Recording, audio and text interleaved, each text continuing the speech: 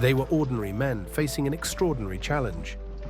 Who were these founding fathers, driven by dreams of liberty, risked everything to shape a nation unlike any the world had ever seen?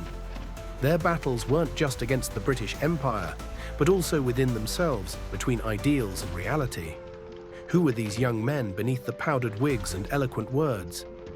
Today we uncover the mysteries they carried, the dreams they dared, and the sacrifices they made.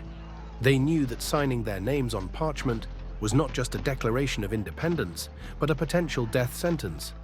Yet they forged ahead, daring to create a government that would protect liberty and justice for all.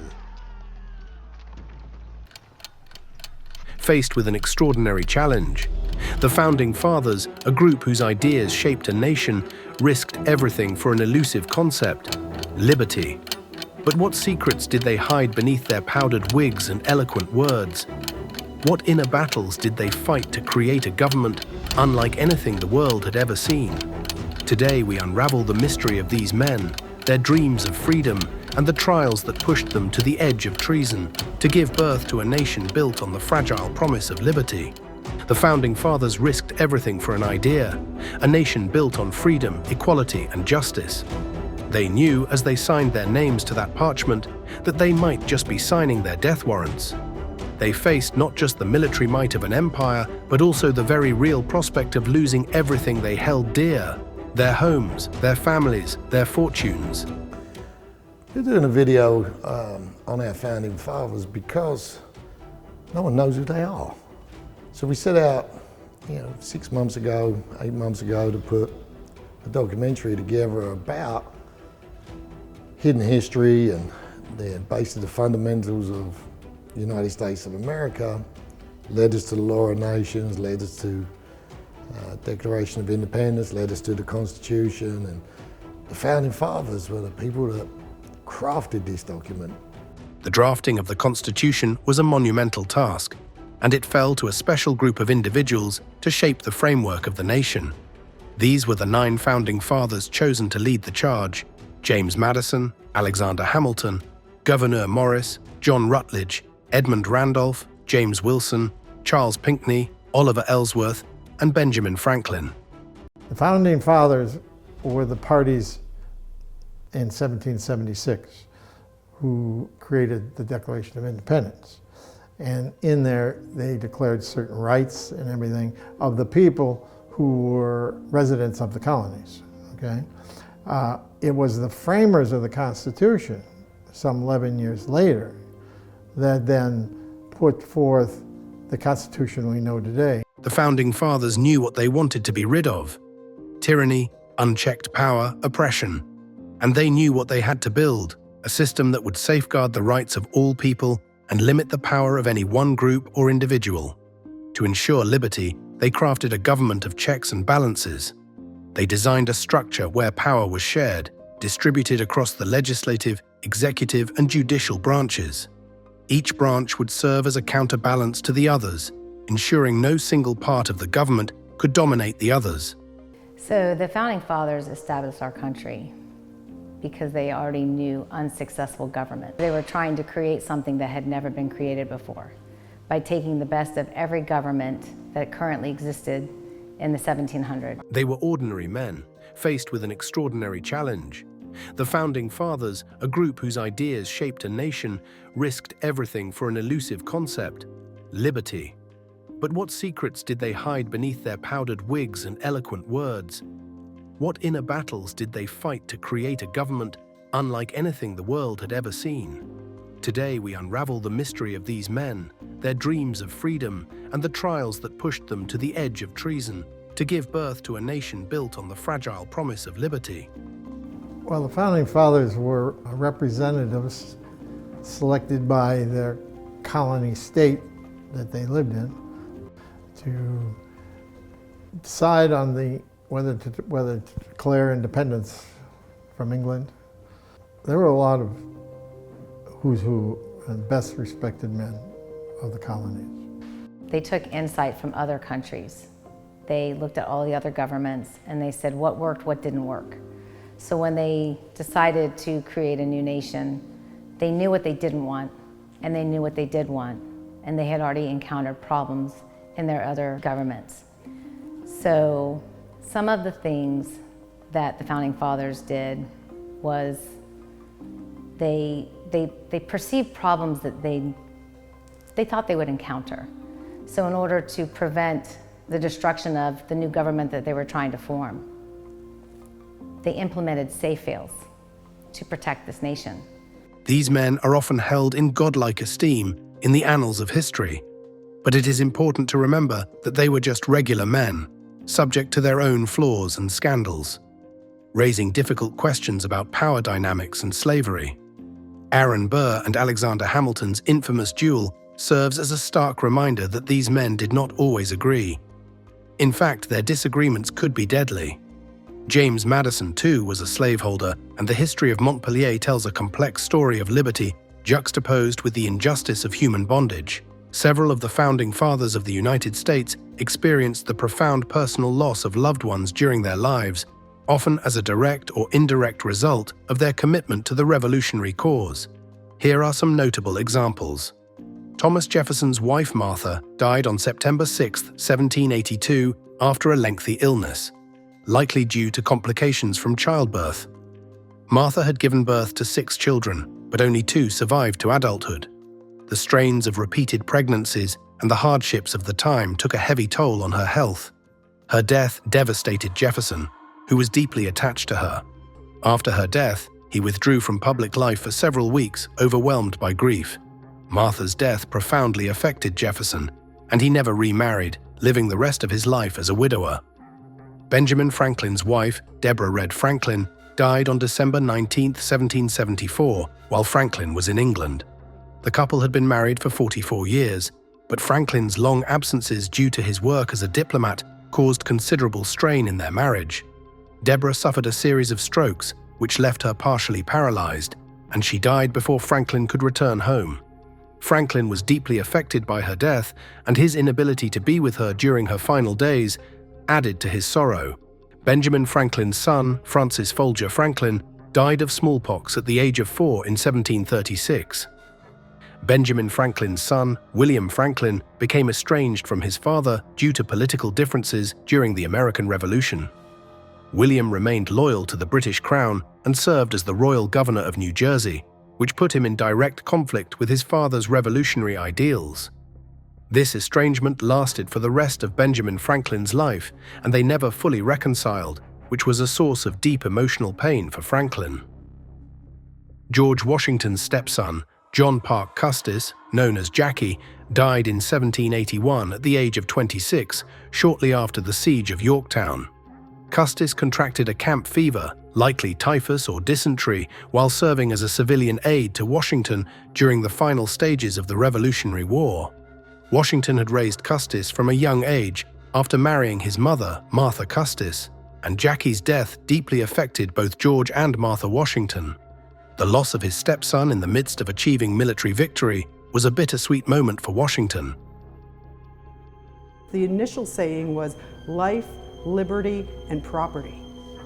We changed it to life, liberty, and the pursuit of happiness because of the fact that the Founding Fathers understood that certain people believed that if we said property, we meant slaves. And they did not believe that slavery was right, but they knew that they couldn't address it until they had the government formulated, because if they did, then we never would have gotten the Union to begin with. So they had to hold off on it. I mean, is it politics? Yes. Yes, that is exactly how politics works.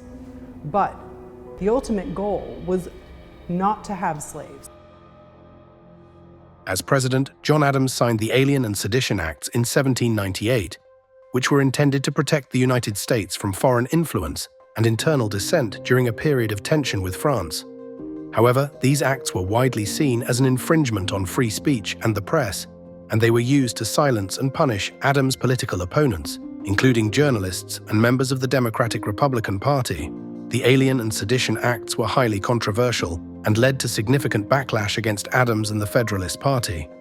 The acts are often cited as a significant overreach of federal power and are remembered as a dark chapter in the history of American civil liberties. In 1783, near the end of the Revolutionary War, a group of Continental Army officers, frustrated by Congress's failure to pay them, considered mutinying against the government. This event, known as the Newburgh Conspiracy, was diffused by George Washington, who delivered a powerful speech to his officers, appealing to their loyalty and sense of duty. Washington's dramatic gesture of putting on his glasses and acknowledging his own sacrifices moved the officers to tears and averted the crisis. The Newburgh Conspiracy is often cited as an example of Washington's leadership and character. It reinforced his commitment to civilian control of the military and helped establish the precedent of the military's subordination to elected government. I believe that our forefathers struggled with the perspective of how to create a country that allowed full freedom and expression. I believe that their efforts in doing so took them through the Law of Nations, and it fundamentally brought us the Declaration, the Constitution, and the things that have come forth in their expression. But I also believe that they seek to not be limiting to the expression of the citizen. Samuel Adams, known as the father of the American Revolution, was a master propagandist and a fervent advocate for independence. However, some accused him of inciting violence and unrest, particularly during events like the Boston Tea Party and the Boston Massacre. Adams' involvement in these and other revolutionary activities led to his being labeled a radical by his opponents. While Adams is celebrated as a patriot, his tactics, including his use of propaganda and his willingness to foment unrest, have led to debate over the ethics of his actions. His role in shaping public opinion during the Revolution illustrates the power of media and rhetoric in political movements.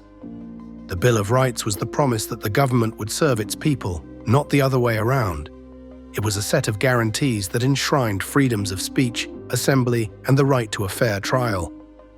First, they had to get unanimous consent between all of them to declare independence from England. That was no easy task. Once the issue of American independence was achieved, then they could move on to establish a new nation. That's why it took so long to get the Declaration of Independence, which was approved in July of 1776. It was arduous meetings and a lot of people that they realized they weren't going to get unanimous consent. But even this wasn't enough for many of them. The Constitution, as it was originally written, didn't go far enough to protect the rights of individuals. Many of the Founding Fathers refused to ratify it until guarantees of personal freedoms were included. Thus, the Bill of Rights was born. Patrick Henry, famous for his "Give me liberty or give me death" speech, was a leading voice in the American Revolution. However, he was a vocal opponent of the US Constitution, fearing that it gave too much power to the federal government at the expense of states' rights and individual liberties. Henry's opposition to the Constitution led to significant political conflicts with other Founding Fathers, including James Madison. Henry's stance highlights the deep divisions among the Founding Fathers over the structure of the new government. His fears contributed to the eventual adoption of the Bill of Rights, which sought to protect individual liberties and address some of the concerns raised by anti-federalists like Henry. Some people did not sign the Constitution because certain rights were not added to the Constitution, and they wanted to get it done. So with the Constitution being written without the Bill of Rights, some of the Founding Fathers were just not in agreement. They were not going to move forward. So they needed to create the Bill of Rights, and that led to giving also power to the states. So the power to the states gives independency of each state to govern themselves as we the people as well. So the original intent of the Constitution and the Bill of Rights, the Founding Fathers knew we were going to have leaders get in power and manipulate. So when the leaders that are in power recognize that the Bill of Rights gives the people the power, they're not going to like it. That's what they're going to do. They're going to say, that's kind of outdated. We really don't, it's ancient, it's dusty, it's no longer, what's good for our nation. Well, they're saying that because the Founding Fathers knew that if you give the Bill of Rights, if you have the Bill of Rights and you give the power to the people, and then you have somebody come along that wants to stop that, then you know that they are not going to back the Constitution, that they are trying to take the power away from the people. The Founding Fathers dared to create something new, a nation where power rested not with kings, not with governments, but with the people. They risked everything for this dream. The First Amendment grants us the freedoms of speech, religion, press, assembly, and petition. It protects our ability to express ourselves and challenge the government without fear of retribution. But how well do we exercise these rights today? The Founding Fathers knew that a free press and the right to assemble were critical to holding power accountable. They believed that freedom of expression was the foundation of democracy. The Founding Fathers were concerned that in a pure democracy, the majority could easily infringe on the rights of the minority. They feared that without checks and balances, the majority might impose its will in ways that could lead to the oppression of minority groups or individuals. This concept is often referred to as the tyranny of the majority. The Founding Fathers were well versed in classical history and were aware of the failures of pure democracies in ancient times, such as in Athens. They noted how these democracies often devolved into chaos, factionalism, and mob rule, where passionate but uninformed majorities could make hasty and destructive decisions. I can't even imagine the Founding Fathers when they were signing the Constitution. Most of them, I would say all of them, knew that putting their name on that document was a death wish. One of the Founding Fathers actually said to one of the other Founding Fathers, and he was the shortest Founding Father that we had, and he said, "Surely you won't have as long to hang as the rest of us because you're short." And laughter, yes, but he put his name on that paper. And he did lose his fortune. He did lose his family. Many of the Founding Fathers didn't even know that what they actually created not only worked, but it's the longest running government in the world. Despite the immense risks, these men dared to dream of a better world. One where governance was not dictated by kings, but derived from the people. They took the lessons from unsuccessful governments and failures around the world to forge something entirely new. There was nothing here, nothing. And they built it all up. But if they lost the war, like they said, their lives, their fortunes, and their honor would be forever extinguished. These people really understood what was at hand, how much they had to risk, and it was all or nothing. That is something you will not see today. People are so comfortable in their way of life that they are not willing to put their lives on the line in order to make sure that their children's futures are better. The Founding Fathers wanted a government that could provide stability and protect the nation from the whims of the populace. They believed that a republic, with elected representatives, would provide a more deliberate and reasoned approach to governance. Representatives would be expected to act in the best interests of the entire nation, rather than being directly swayed by the passions of the moment. The Founding Fathers believed that in a republic, elected representatives would ideally be individuals of higher virtue, education, and wisdom, who could be trusted to make decisions on behalf of the people. They hoped that this system would help ensure that the government was led by those who were best qualified to govern, rather than by those who were merely popular or skilled at appealing to the masses. They admired the mixed government model of the Roman Republic, which balanced elements of democracy, aristocracy, and monarchy. By creating a government with a president, similar to a monarch, a Senate, aristocracy, and a House of Representatives, democracy, they sought to combine the strengths of each system while mitigating their weaknesses. Our Founding Fathers absolutely did not see bureaucracies at all. The administrative state didn't exist then. So what we need to look at is what our Founding Fathers set up was checks and balances. We had the executive branch, the judicial branch, and the legislative branch, which we still have. But at the same time, there's many arms in between all of those. So it was intentionally set up where Congress was meant to have the most amount of power, and the executive branch was meant to have the least amount of power. If you ask an American citizen today, I guarantee you the majority of them will think that the president is supposed to have the most amount of power. Legislative laws and policy should never contradict the Constitution. The Second Amendment grants the right to bear arms, a right that has sparked intense debate in modern America. The Founding Fathers intended this right as a safeguard against tyranny, a way for citizens to protect themselves and their freedoms. The Founding Fathers also enshrined protections against unreasonable searches and seizures, against self-incrimination, and ensured the right to a fair trial. These were not just abstract principles, they were direct responses to the abuses they experienced under British rule. But as the years have passed, many of these rights have been challenged and reinterpreted. The Founding Fathers could not have predicted the complexities of modern governance, but their intent was clear: to limit government power and protect individual liberty. What are our rights? That is the reason they don't want us knowing about this. I mean, to me, it seems pretty simple. If we educate people on what they were, then knowledge in their whole frame of what life is powerful. People then are going to go, wow, they put together a document that really outlines how America is to be run. And then they're going to understand that, hold up here, it's not being run like that. Truth is it's not even necessarily the politicians. Yeah, the politicians are lining their pockets, but at the end of the day, they're lining their pockets at our expense for the people who fund their campaigns. And that is not the American people, because if you take a look at who the American people are funding, it isn't the people that win the primaries. The people that win the primaries are being funded by special interests and lobbyists. They are controlling our government. And there was a book written by Mills, I believe in the 50s, it's called The Power Elite, and it will talk about all of this. This has been around for so long as original sin.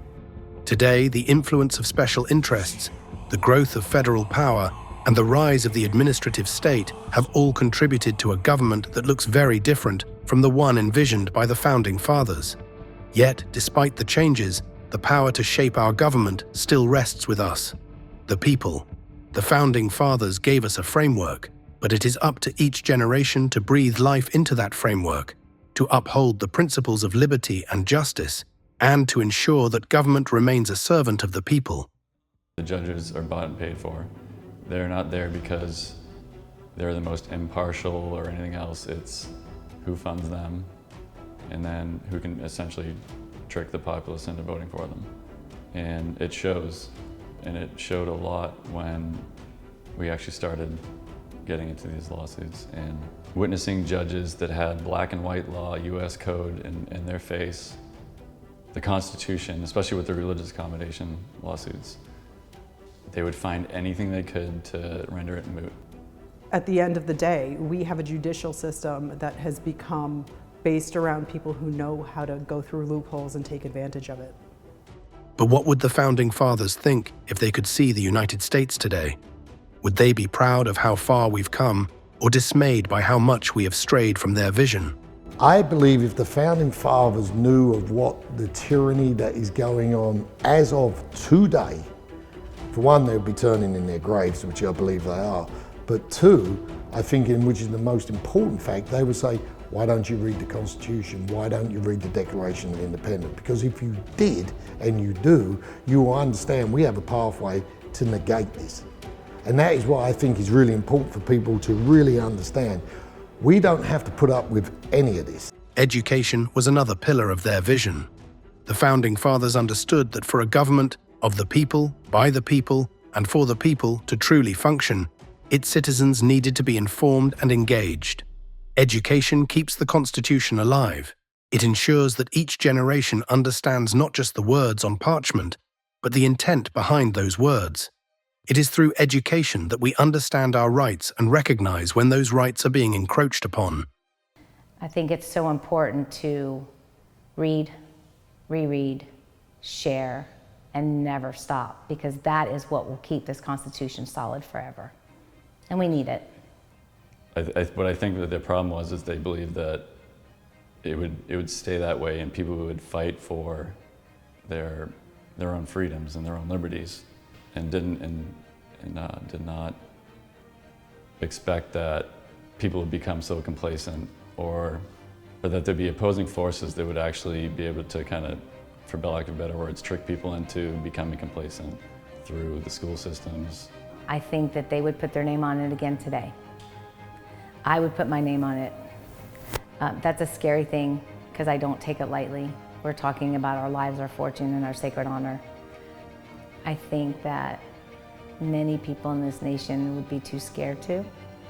I think in the same way that the Nazis were knocking at the door, asking who your neighbors are, they were afraid. They did not stand up for what was right. They cowered and they stayed silent. And that is how tragic history unfolded because of it. I tell people all the time, what can they really do? When you break it down, what can they do? Well, they can kill you. That's fine. I'm going to die sometime. So as long as they kill me quick, because if I'm not dead, trust me, I'm coming back for you, right? Yeah, that's a promise, right? But to me, it's like, stop with the fear-mongering, guys. Stop with everything. Oh, you can't do this. The amount of people I talk about, some of the actions I've made in the last 4 years, people are like, you can do that? I can't believe you've done that. And I'm like, well, I can't believe you haven't. So I think if the Founding Fathers were back here today, they would find me. They would find people like me. They would find people that would say, thank you for giving everything, your life, your fortune, your sacred honor. The Founding Fathers dared to dream of a nation governed by the people, for the people. They faced tyranny, risked their fortunes, and sacrificed their lives, knowing their vision would only survive if future generations protected it. Yet today, their vision stands at a crossroads. The ideals of liberty, justice, and balance they fought for face new challenges: special interests, complacency, and the erosion of rights. The Constitution was meant protective document shaped to protect citizens from a tyrannical government. Our duty is to understand it, uphold its principles, and hold the powerful accountable. The Founding Fathers built the foundation. It's up to us to carry it into the future. Let us honor their sacrifices, not just with words, but with actions that uphold the ideals of freedom and justice, ensuring that government remains a servant of the people, not its master.